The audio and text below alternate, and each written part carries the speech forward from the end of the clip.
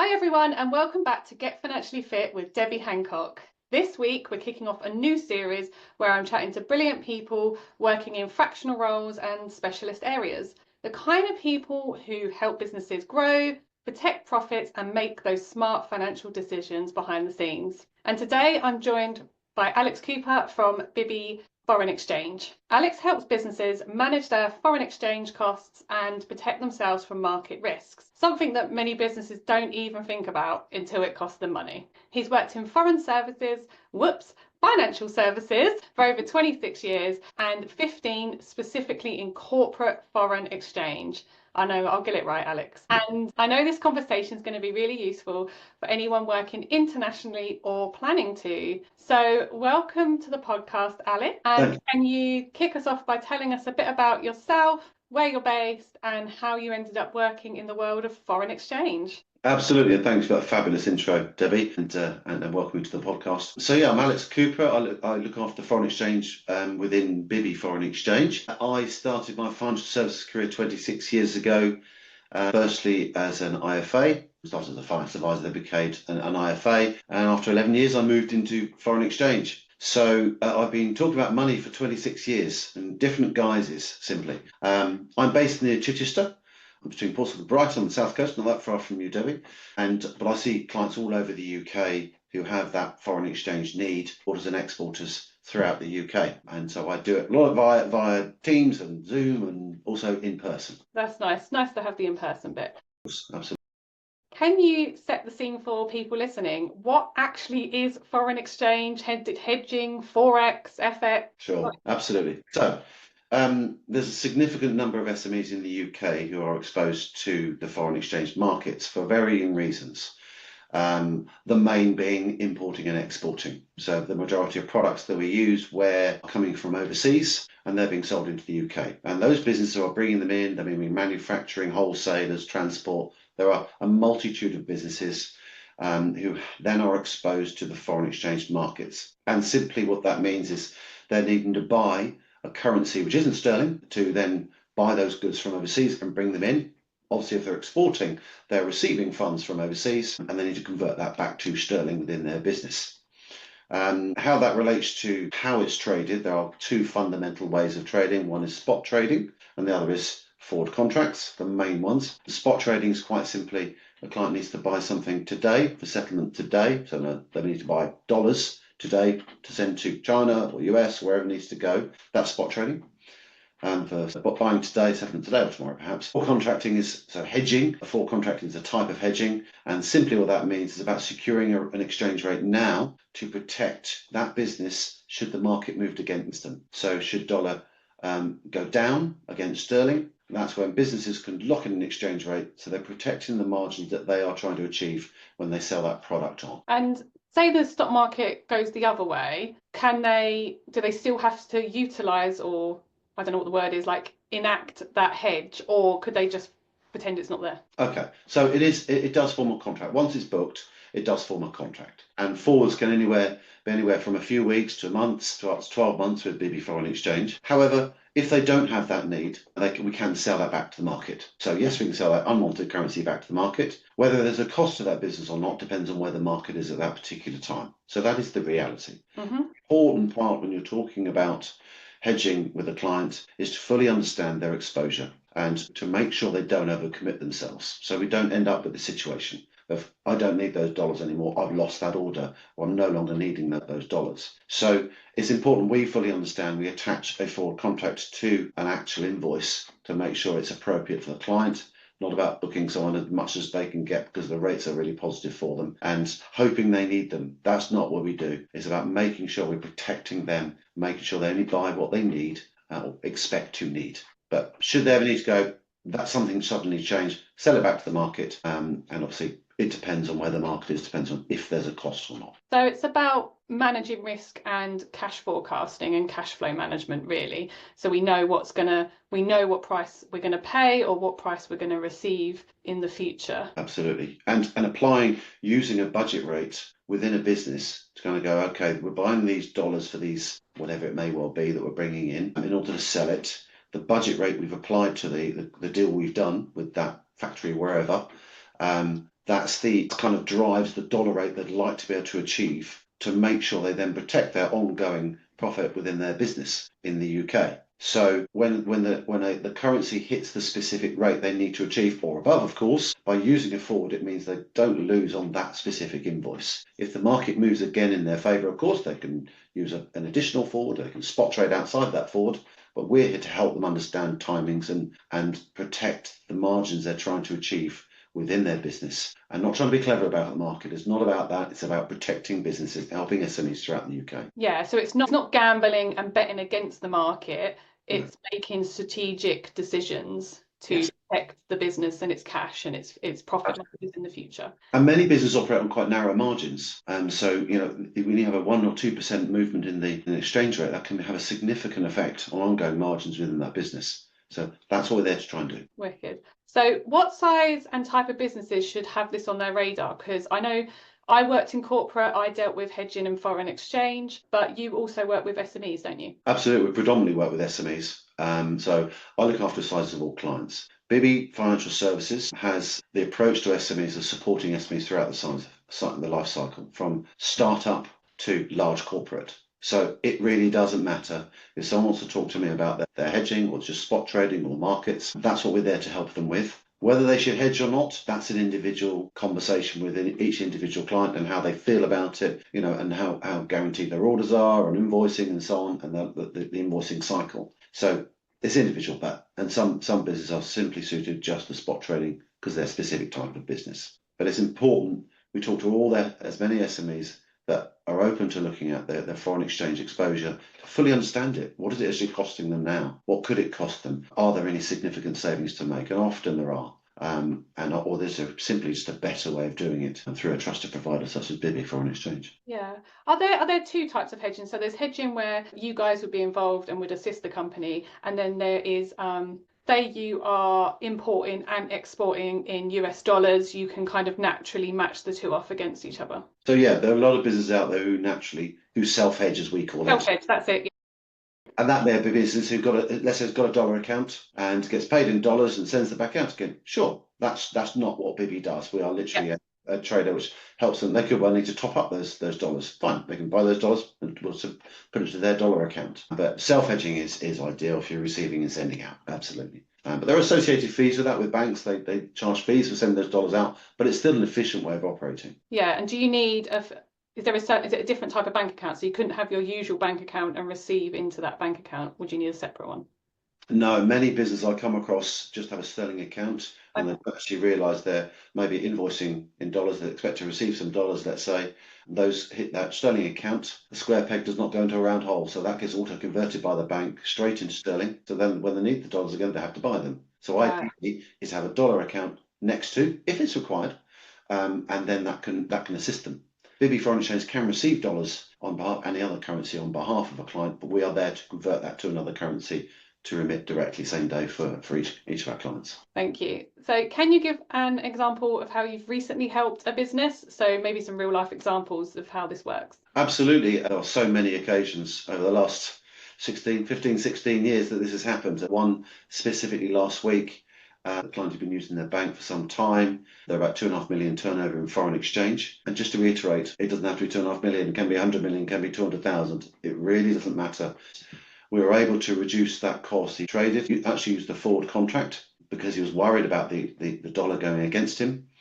He'd been paying a deposit on that forward contract. Traditionally in the market is 5 or 10% deposits that businesses pay. He was having to place a deposit outside of his accounts in order to secure a forward contract to protect his margins. I was able to offer him a 0% deposit forward contract, protect his margin, don't require a deposit, and on that specific transaction alone, compared to his bank, we saved him £2,500 just on that one transaction. So there are some significant savings available to that specific client.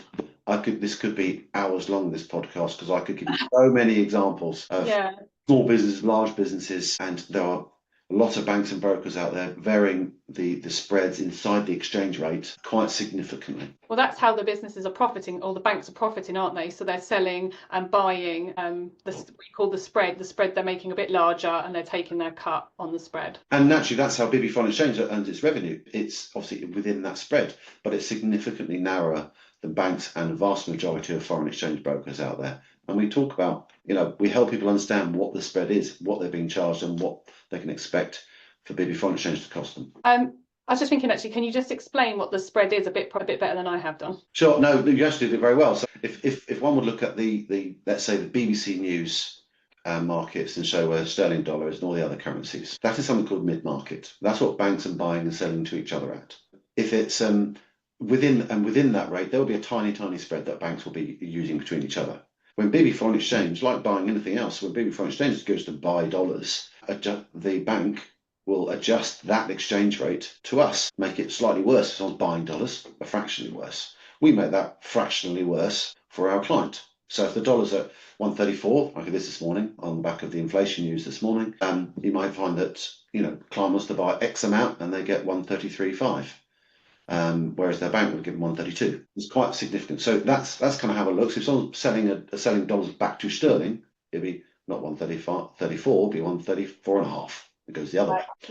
Yeah. And so it seems really small, that margin, doesn't it, when you say 132.5 to 133, or I can't remember what numbers you use, but yeah, it sounds really small, but actually when you're talking about potentially the number of transactions and the size of the transactions, that really adds up, doesn't it? So what do you said, 2.5 grand, you said on the previous example. Actually, if you apply that to every transaction or every quarter even in a business, when I look at businesses, we're looking at, do you want to increase prices? Do you want to cut costs of supply? What are we going to do about increasing labour costs? What are we going to do about corporation tax increases? And actually, this is something that there's going to be no change to productivity, effectiveness, the price of the business. You're not going to lose customers. You're literally going to save money by putting this in place, and you're going to do the hard work for them in terms of putting it in place. Yeah, absolutely. A no-brainer, isn't it? It actually is, and I think in particular with a brand such as Bibby, it's very well known in the business environment.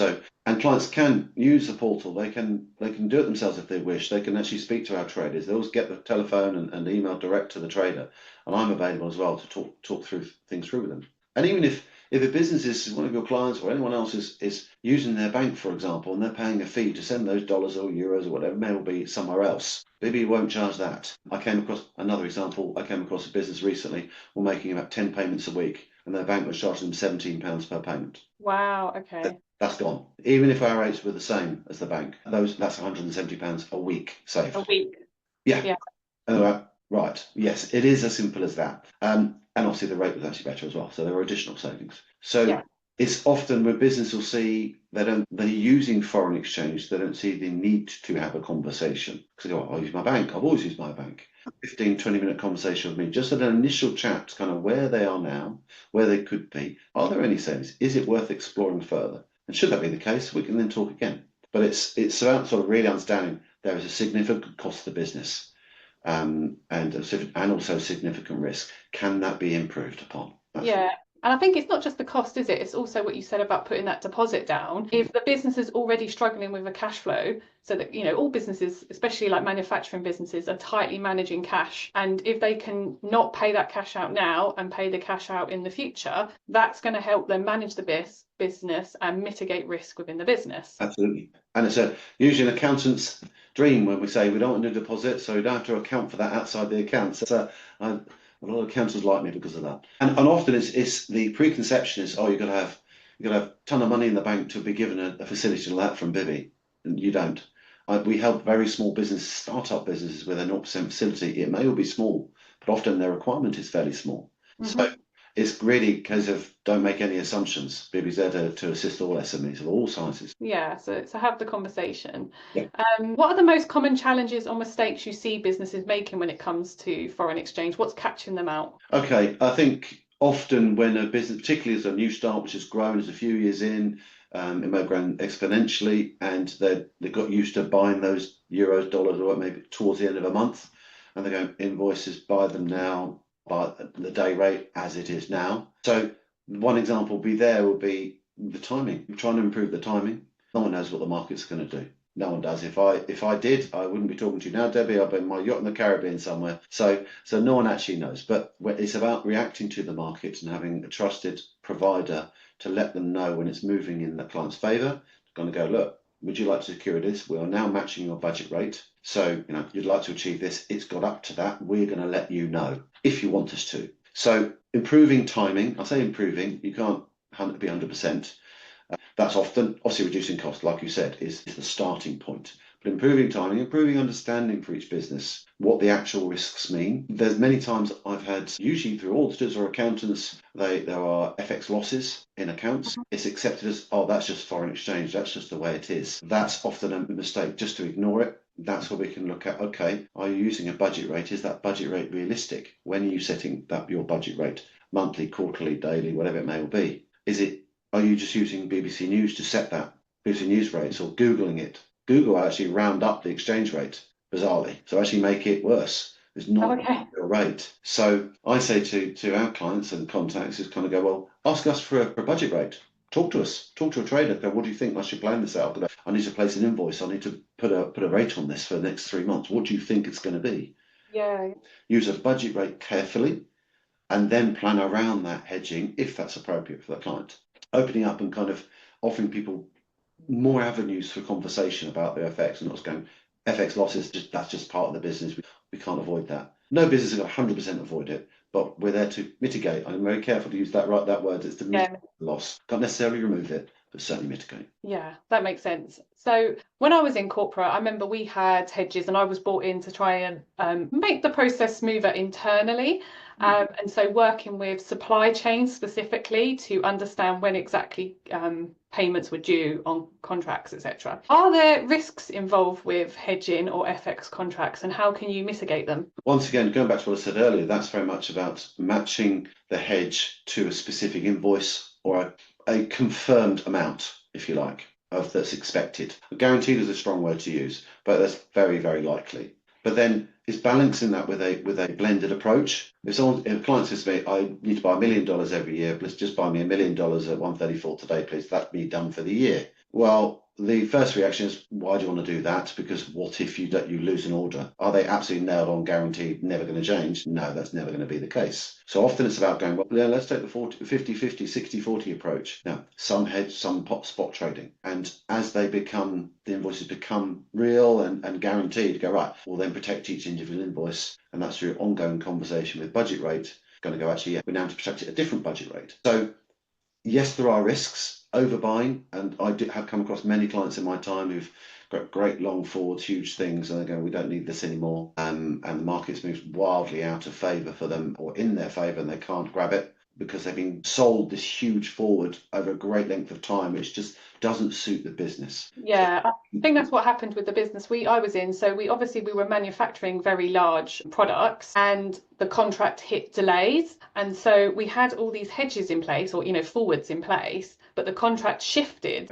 And it was like, so the invoices weren't coming in when we expected, and finance and supply chain were not working closely together to be like, actually, when is this now due? Do we need to adjust that forward? Or, I would, in my eyes, it was adjust the forward, but I guess it was a sell and rebuy process. Not necessarily. We can roll it forward, so we can extend it forward. So, but sometimes you get to a point going, when you've rolled it a couple of times, you'll go, do you really need this, Mr. Client? Sometimes it's facing up to the fact that you're not going to need this, are you? Waiting for a point in the market to sell it back that's protecting the client and us as best as possible. But yeah, it's about having sort of strong, honest conversations with the client. So what do you really need this to look like now? Yeah, being optimistic about the project, but being realistic about the project. Otherwise, it's just not going to work, is it? So how easy is it for businesses to get this sorted? If there's someone listening and they think, I really need to get this sorted, is it complicated to sort out? No, simply if you were someone who was interested in chatting to me today, Debbie, I would then summarise an email over to you immediately afterwards, if we haven't met in person, of course. And then there's a portal link on there, which is to be clicked on. That takes about 3 minutes to complete. Verification comes to me, ID verification comes to me. I put into compliance. 2 hours to activation would be average, if not a bit slow these days. That you could, if you were one of those people, you could have had an FX trading line in a couple of hours' time, introduction to trader, and you could be ready to go. So it's very, very quick and simple. There's no credit scoring, nothing like that. And I can also add a 0% facility, 0% deposit forward contract facility within 24 hours, within 2 hours for the smaller ones, but for the larger contracts, it's within 24 hours. So everything's done very quickly and simply. With actually, when someone's setting up with us, there's actually no commitment to use. Would love that to be the case. But someone says, well, I like to set up, but when we come to need to buy those dollars, I'd like to look at my bank to see what they're offering me at the same time. Absolutely fine, no problem at all. And if they then choose to still use their bank, entirely up to them, of course, but there's no financial commitment by registering with Bibby Foreign Exchange. Okay, so if they've got like a contract they're thinking of signing and they just want to understand what's happening at the moment, they can get in contact with you, and then within, you say 48 hours, they can be set up, and then that can help them before they sign off contracts. Absolutely, yeah. And so they can have the conversation with the trader to gain. They can have a conversation about budget rates and what should they put on their invoice and all those kind of things before they even have committed, or they don't speak to me as well. But if they go, actually, no, we'd love to use Bibby now, we can see the value. They actually reduce my cost against my bank or other provider. Great, I'll use Bibby. We'll give them a live rate. If they would like that, we lock that. No fees are charged at all. The setup or to use is only ever about the exchange rate with Bibby. Cool. My next question was going to be, how is Bibby different to the banks? But I think we've kind of gone through that in terms of the timing it takes, the rates charged, and the fact that you can take zero deposit. Yes. Summed it up for me very well there, Debbie. Thank you. I think being part of the Bibby Financial Services and Bibby Line Group organisation, which I've not even touched on, Bibby Line Group, which is still privately owned, over 217 years old. Bibby Financial Services, 42 years old. Bibby Foreign Exchange is 10 years old. Privately owned still, and I think it's clearly a very established family-owned business in the UK. Yeah, that's another good difference. So for anyone listening who might need to look at this soon, what's one practical step or question they should ask themselves right now about their foreign exchange or foreign currency exposure? One question. One's going to struggle with the one question, but I think, do they know, are they getting value from their current foreign exchange offering, provision, if you like? So, and to extend on that, do they know what it's costing them? And if they do, when was the last time they looked at it? And the reason for that specifically is there are plenty of businesses out there who will widen spreads out over a period of time, start at one point and move it out significantly. It's review it 6 monthly, probably at least. 15 minutes of me, and I'll tell them. And if they've got a great deal, I'll say, congratulations, you shouldn't change a thing, stay as you are. And yeah, often it's about spending some time on it, not long. It sounds like I think about insurance, thinking about my insurance the other day, and it's that confirmation each time it comes up. Is this still the right insurance? Is it still valid? Is the price still good? And it's adding foreign exchange probably into your board meetings, maybe once a quarter, once a half year. Have we looked at this? Does the cost still seem acceptable? Actually, are we ramping up our foreign exchange? Are we ramping up import export? And do we need to review this again? Yes, absolutely. And today is a live example for a client who's looking to buy several $1 million, and it hit 134 this morning. It's the highest it's been for 2 years. His budget rate is significantly less than that. He's planned to drive his profit within his business. So he's locking in at that rate for October delivery. And he's delighted. He's going to make more money on the product, not cost me anything. I'm making more for doing absolutely nothing different and not paying a deposit. But I don't want that to put off people who are the smaller end of the businesses and go, will Alex and Bibby care about us? Yes, we do. I want to talk to everyone. It's absolutely fine. Yeah. So the benefits are mitigating risk, cash flow, understanding your profitability, so improving your profitability, putting certainty into your business. And Bibby is happy to work with smaller size businesses and bigger size businesses across all sorts of foreign currency. There's obviously a few that will be restricted because of political situations, but otherwise all currencies. So Alex, thank you so much. That was brilliant. I think you've made a topic that often feels complicated sound more manageable. So before we go, what's the best place for people to connect with you and find out more about Bibby FX? Okay, so I'm on LinkedIn. I'm sure you'll share my LinkedIn profile, but look for Alex Cooper, Bibby Foreign Exchange or Bibby Financial Services, and you'll find me. Feel free to connect. I'll accept. You can message me through there. My email address is alex.cooper@bibbyfinancialservices.com, and obviously you'll share my telephone number as well. Call me, email me, connect on LinkedIn, carrier pigeon, however you choose to do it, entirely up to you. So thanks, Alex. I'll pop those details in the show notes as well. And thank you to everyone for tuning in. If you found this useful, don't forget to follow the podcast, like and subscribe, and a review would be incredible. Be the first one. Keep an eye out for the next episode in this mini series where we'll be diving into the world of wealth management and personal wealth. Thank you very much, Alex, and have a good day. Thanks, Debbie. Brilliant. Thank you very much indeed. Right, stop. How's it not stopping? Stop. The recording will not stop now. Oh, here. Are you sure you want to stop recording? Yeah.